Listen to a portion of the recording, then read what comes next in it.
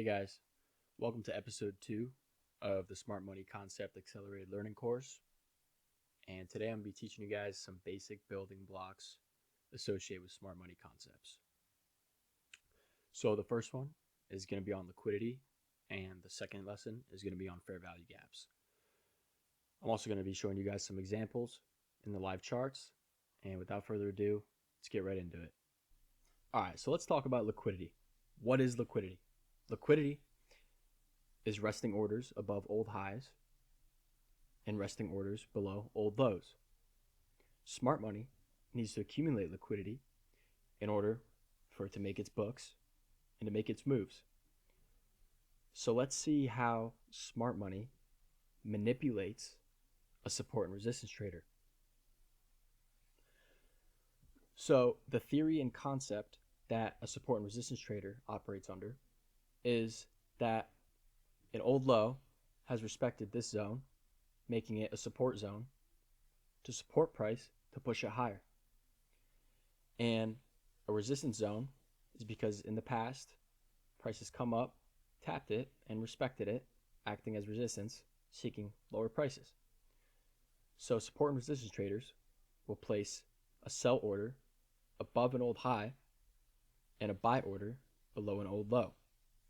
How does smart money manipulate that? Smart money is waiting until we hit the resistance zone.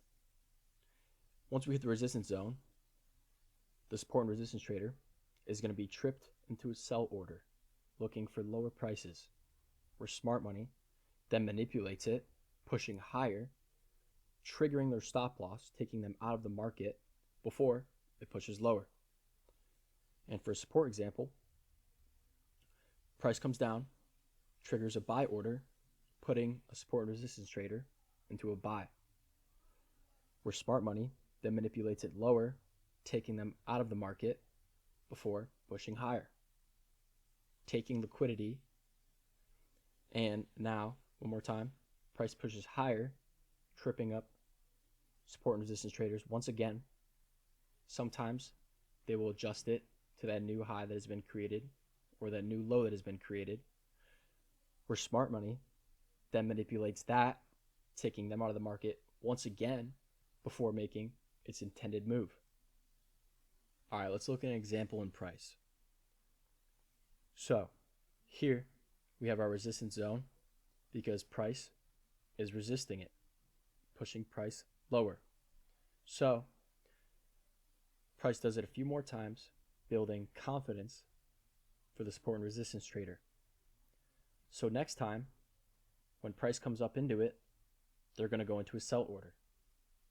They're tripped into a sell order where smart money then manipulates it higher, gathering all this liquidity for people that have been holding for shorts, taking them out before making its intended move. In smart money concepts, when liquidity is being taken, we call that a liquidity breach or a liquidity sweep. So resting orders above old highs is known as buy-side liquidity. And resting orders below old lows is known as sell-side liquidity. Price will draw towards liquidity to grab the liquidity to then do one of three things. Either expand away from it, reverse from it, or start consolidating. What I mean by expansion is that instead of price reversing right here, price will then continue to the upside.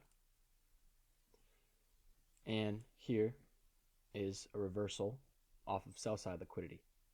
And consolidation is when price really does not want to go anywhere, looking something like this.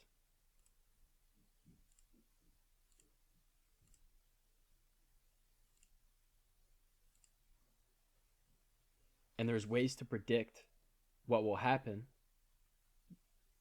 I'll be covering that later on, but just know that there are three ways of how price reacts after taking liquidity: expansion, reversal, consolidation. So in this example of price, we have price generating sell side liquidity for it to get taken out and then begin generating buy side liquidity. Price takes out this level of sell side, starts consolidating, failing to push in one direction or the other. Price manipulates, taking out this level of sell side liquidity before we start pushing higher and attacking all these levels of buy side.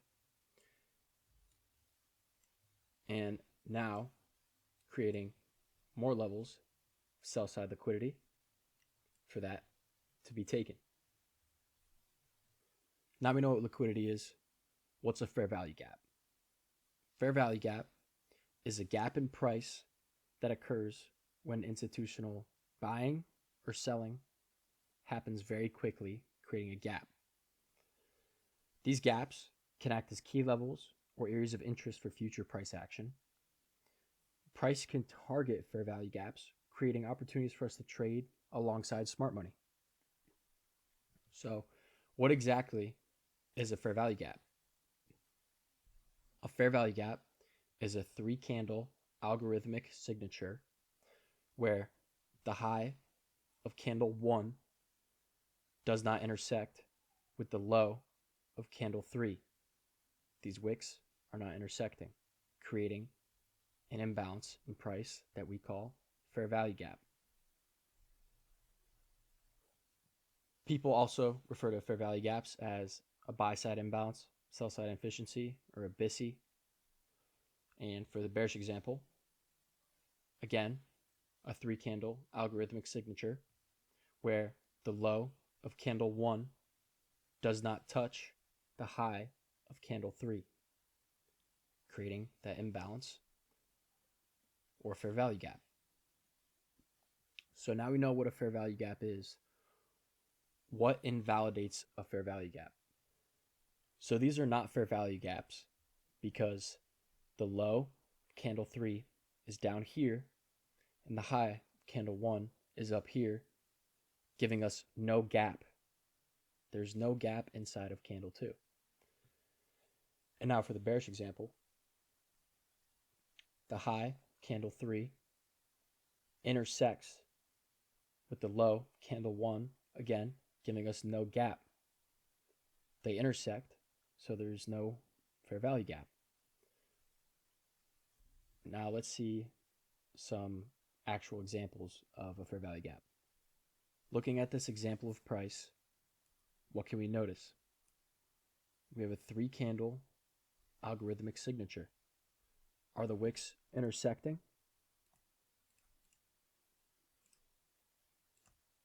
They are not. So that makes it a bullish fair value gap. What does price do? Price comes back down, respects it, pushing it in the intended direction. And now for a bearish fair value gap, we have a 3-candle algorithmic signature. Are the wicks intersecting? They are not. The low, candle 1, is not intersecting, and the high, candle 3, also not intersecting. So that makes this a bearish fair value gap where price comes up into it, respects it, and then pushes lower. And that wraps up episode 2.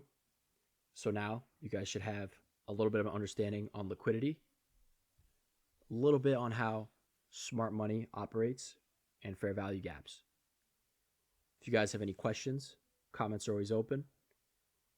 I'll see you guys in the next video.